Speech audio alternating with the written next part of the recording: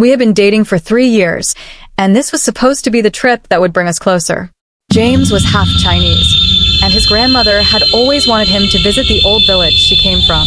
She used to tell him stories about the seventh moon, when the gates of hell opened and spirits wandered freely, hungry and searching for offerings. He laughed them off, but when she died, he promised to honor her memory by going back. I went with him, thinking it would just be a romantic adventure. When we arrived, the air was heavy with incense smoke, and the villagers had placed food, candles, and fake money along the roads. It was strange, almost eerie, but James held my hand and said it was just tradition.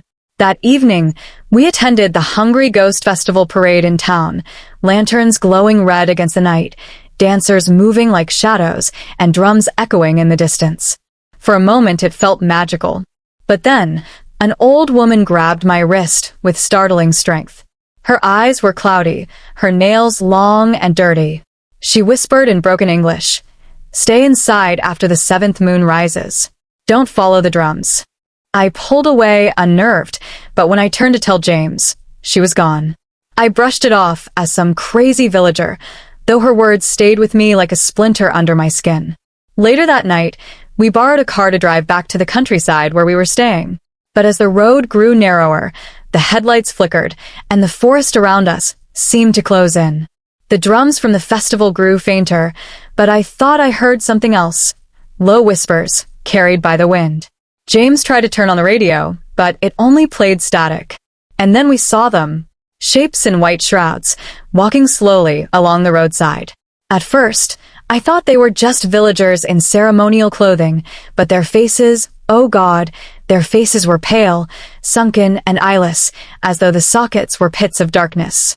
They turned their heads toward us in unison. I screamed, and James swerved the car violently. We spun off the road and into the mud. The car wouldn't start again. The forest was too quiet now.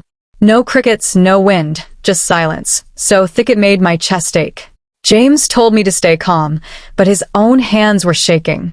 We got out, thinking we'd walk back toward town, but the road behind us was gone. I don't mean it was hidden or blocked, it was simply gone. The forest had shifted, twisted, leaving us in an unfamiliar path under a blood-red sky. That's when I remembered the woman's words. The seventh moon. I looked up and saw it. 7 faint moons overlapping in the sky, like ghostly orbs bleeding into one another. The sight made my stomach lurch, and James grabbed my hand, pulling me forward.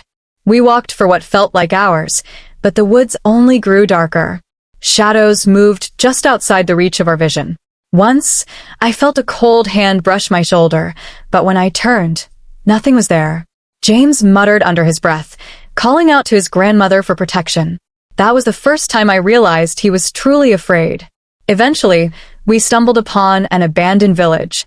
The houses were broken, windows shattered, but bowls of food and burnt offerings lay on the doorsteps as if people had left in a hurry.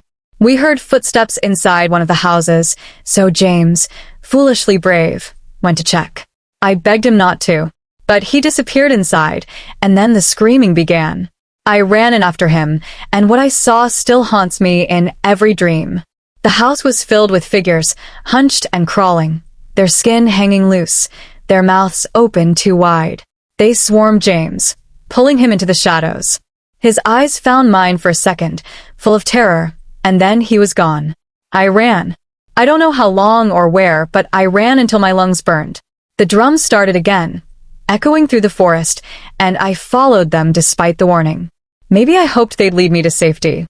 Instead, they led me to a clearing where villagers were performing a ritual. Their faces were hidden under masks, and in the center of the circle was a stone altar stained dark with old blood. They saw me. Their chanting grew louder. I realized with horror that they weren't keeping the spirits away, they were feeding them. The Hungry Ghost Festival wasn't about honoring the dead, it was about sacrificing the living to keep the dead from devouring everyone. The villagers dragged me toward the altar, and I thought it was over. But then, the sky shifted. The seventh moon grew brighter, and for a moment, the figures in white appeared again, hundreds of them, surrounding the clearing. Their eyeless faces turned toward the villagers, and the ritual fell apart in screams. The spirits weren't satisfied. They wanted more. In the chaos, I broke free and ran again. I don't remember how I made it out, but the next thing I knew, I was on a roadside at dawn. A truck driver found me wandering and brought me back to the city. James was never found. The locals claimed they never saw us, that the road I described didn't exist. But every year, on the anniversary of that night, I hear the drums outside my window, no matter where I am. And when I look up at the sky, sometimes I see more than one moon. I don't know how much longer I have before they come for me too. But if you're reading this, if you ever find yourself in China during the Hungry Ghost Festival, remember what the old woman told me. When the seventh moon rises, do not follow the drums.